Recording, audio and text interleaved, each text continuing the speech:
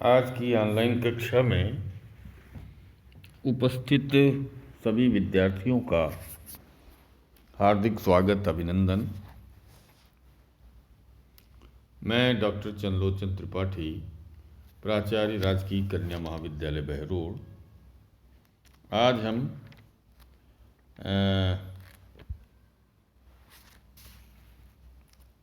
हिंदी साहित्य के शिखर पुरुष, विशेषतः निबंध और आलोचना के क्षेत्र में एक बड़े प्रकाश स्तंभ आचार्य शुक्ल के बहुत ही महत्वपूर्ण निबंध उत्साह के कुछ निबंध अंशों की व्याख्या करने का उपक्रम करूंगा।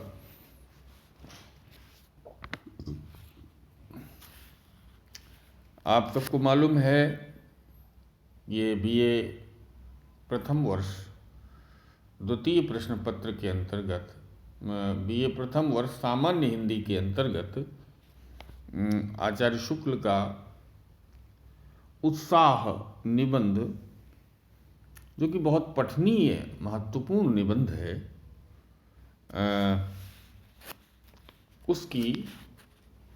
उस निबंधांश की व्याख्या करने के पूर्व उसके पाठ से गुजरना चाहूँगा। देखें, उसका पाठ है, उत्साह की गिनती अच्छे गुणों में होती है। बहुत ध्यान से इस पाठ को सुने, समझें। उत्साह की गिनती अच्छे गुणों में होती है। किसी भाव के अच्छे या बुरे होने का निश्चय अधिकतर उसकी प्रवृत्ति के शुभ या अशुभ परिणाम के विचार से होता है। वहीं उत्साह या कर्तव्य कर्मों के प्रति इतना सुंदर दिखाई पड़ता है, अकर्तव्य कर्मों की ओर होने पर वैसा श्लाघ्य नहीं प्रतीत होता। आत्मरक्षा, पररक्षा, देश रक्षा आदि के निमित्त साहस की जो उमंग देखी जाती है, उसके सौंदर्य को परपीड़न, डकैती और कर्मों का साहस कभी नहीं पहुंच सकता। ये बात होते हुए भी विशुद्ध उत्साह या साहस की प्रशंसा संसार में थोड़ी बहुत होती है। अत्याचारियों या डाकुओं के शौर्य और साहस की कथाएं भी लोग तारीफ करते हुए सुनते हैं। इस निबंधांश की व्याख्या पर अब हम ध्यान एकाग्र करेंगे, और व्याख्या करने के पूर्व सबसे पहले इसके संदर्भ को लिखना चाहेंगे।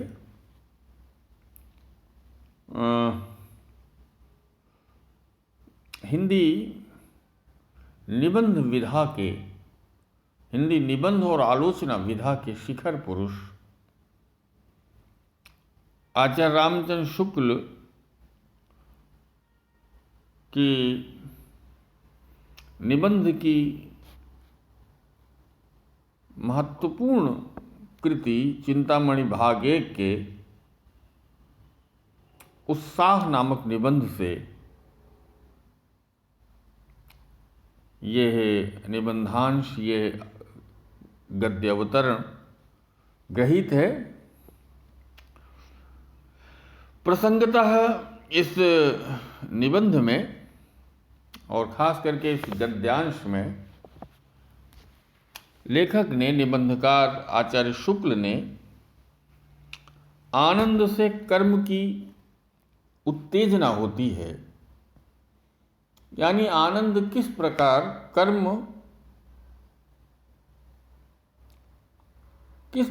कर्म वो कहना चाहते हैं कि कर्म करते रहते समय किस प्रकार आनंद भाव साथ साथ यात्रा करता है, और कर्म के साथ जो आनंद का भाव सहयात्री बन जाता है, वो भाव, वो आनंद भाव, कर्मरत आनंद भाव ही वस्तुतः उत्साह है।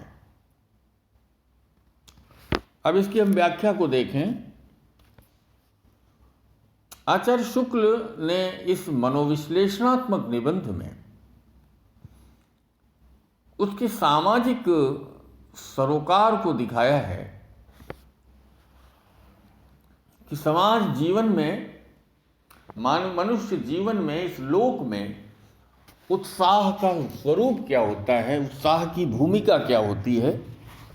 और यही आचार्य शुक्ल के इन मनोविश्लेषणात्मक निबंधों की मूलभूत विशेषता है कि वो केवल उसे मनोवैज्ञानिक स्तर पर ही नहीं उसकी विवेचना करते, बल्कि उसके सामाजिक, सांस्कृतिक और लोक जीवन, लोक व्याप्ति से उसे जोड़कर देखने की चेष्टा करते दिखाई देते हैं। अब आप देखते हैं, वो कहते हैं उत्साह की गिनती अच्छे गुणों में होती है। मनुष्य के भीतर जो अनेक मानवीय गुण हैं, भाव हैं, उनमें एक विशिष्ट और उच्च मनोभाव का नाम ही उत्साह है। और वो कहना चाहते हैं कि अच्छे और बुरे होने का निश्चय अधिकतर उसकी प्रवृत्ति के शुभ या अशुभ परिणाम के विचार से होता है। यानी मनुष्य का कौन सा कर्म अच्छा या बुरा है, कौन सा भाव अच्छा या बुरा है, ये बहुत कुछ प्रवृत्ति पर निर्भर करता है कि वो जब कार्य में प्रवृत्त हुआ है तो उसका उद्देश्य क्या है। यदि उसका शुभ उद्देश्य है तो स्पष्टतः वो कार्य अच्छा कहलाएगा, और प्रवृत्ति के आधार पर यदि उसका उद्देश्य ही अशुभ है तो कार्य बुरा कहलाएगा। इसी बात को और स्पष्ट करते हुए कहते हैं कि उत्साह या कर्मों के प्रति इतना सुंदर दिखाई पड़ता है, जबकि अकर्तव्य कर्मों की ओर होने पर वैसा श्लाघ्य नहीं प्रतीत होता। आचार्य शुक्ल कहना चाहते हैं कि कर्तव्य कर्मों के प्रति जो उत्साह सुंदर प्रतीत होता है, वही अकर्तव्य कर्मों के प्रति असुंदर लगने लगता है।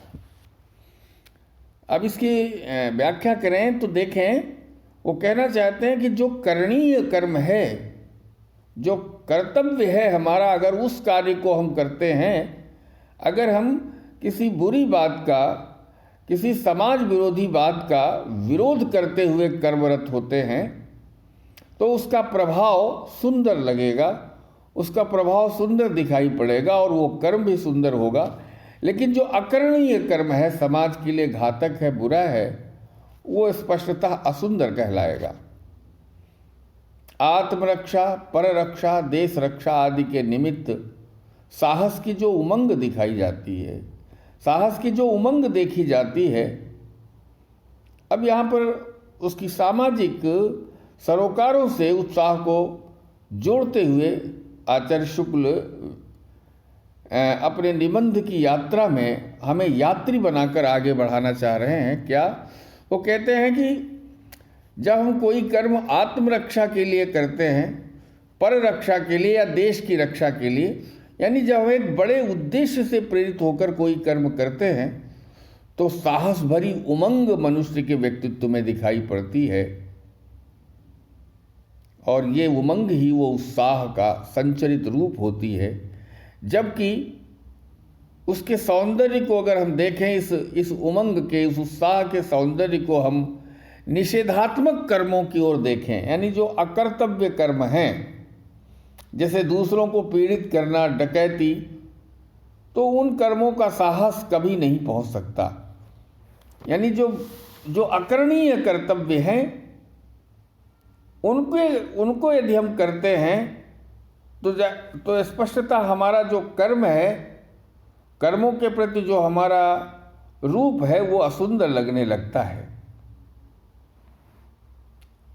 यहाँ पर आचार्य शुक्ल स्पष्ट करते हैं कि विशुद्ध उत्साह या साहस की प्रशंसा संसार में थोड़ी बहुत होती है। एक तरह से ये कटाक्ष कर रहे हैं, बल्कि उस विडंबना को भी रेखांकित कर रहे हैं कि मानवीय जीवन में, समाज जीवन में जो विशुद्ध उत्साह, साहस के लिए जिस विशुद्ध उत्साह और साहस की प्रशंसा होनी चाहिए, सामान्यतः समाज जीवन में उसकी उतनी प्रशंसा नहीं हो पाती। जबकि जो अकर्तव्य कर्म हैं, जैसे अत्याचारी या डाकू, खास करके आज के युग में, तो उनके अकर्तव्य कर्मों और साहस की कथाएं बड़ी विडंबना, ये कितनी बड़ी सामाजिक विडंबना की ओर इशारा कर रहे हैं कि लोग तारीफ करते हुए सुनते हैं।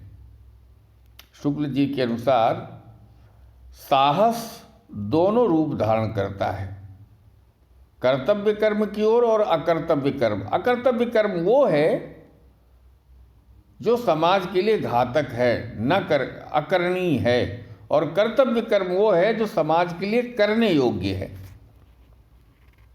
तो शुक्ल जी यहाँ स्पष्ट करते हैं कि साहस दोनों जगह विद्यमान है, किंतु दूसरों की अथवा देश की रक्षा करने में जो साहसिक सौंदर्य दिखलाई पड़ता है वो पर पीड़ा पहुंचाने, दूसरों को सताने, डकैती जैसे कुकृत्यों को करने में कभी नहीं देखा जा सकता। आशय ये, सारांश ये कि वही कर्तव्य कर्म ही हमारे लिए वरेण्य है, अभीष्ट है, और साहस की उमंग भी उसी में दिखाई पड़ती है जिसका परिणाम सुखद और कल्याणकारी हो, जो समाज में मंगल का विधान करे, जो लोक माने समाज, जो लोक मंगलकारी हो जो कर्म, उस कर्म को करने में ही सच्चे साहस और उस साहस के साथ सच्ची उमंग और उत्साह का स्वरूप स्पष्ट देखा जा सकता है, दिखाई पड़ता है। साहस वही है, यहाँ साहस को भी वो परिभाषित करते हैं जिसका परिणाम सुखद और लोक मंगलकारी हो। आलोचनात्मक टिप्पणी के रूप में कहें तो आचार्य शुक्ल ने इस मनोविश्लेषणात्मक निबंध में उत्साह की भूमिका को रेखांकित करने और व्याख्यायित करने का प्रयास किया है।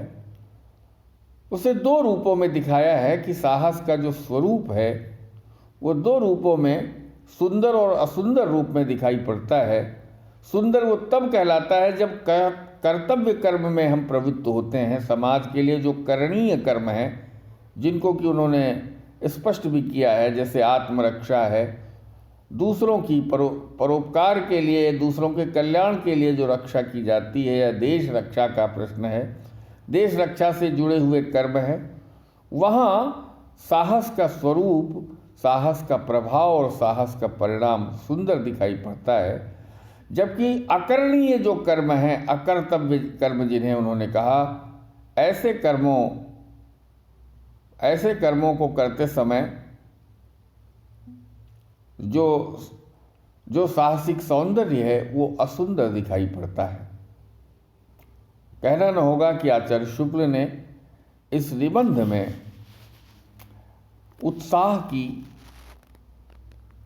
उत्साह भाव की समाज जीवन में, सामाजिक जीवन में, जगत और जीवन में, लोक के निर्माण और सृजन में उसकी बड़ी भूमिका को रेखांकित किया है। साथ ही आचार्य शुक्ल ने ये भी रेखांकित करने का उपक्रम किया है कि सुंदर साहसिक उत्साह, सुंदर साहसिक उमंग कर्तव्य कर्मों में, करणीय कर्मों में ही दिखाई पड़ती है, क्योंकि अकरणीय कर्मों में वो सुंदरता होती ही नहीं। अब हम उत्साह के कुछ और अंशों की अगले श्रृंखला के अगले क्रम में आचार्य शुक्ल के उत्साह के कुछ और व्याख्या अंशों की, गद्यांशों की, निबंधांशों की व्याख्या करने की कोशिश करूंगा। आज बस इतना ही। आज आप सब ने इस व्याख्यान को पूरे मनोयोग और धीरज के साथ सुना। इस सब के लिए बहुत बहुत धन्यवाद।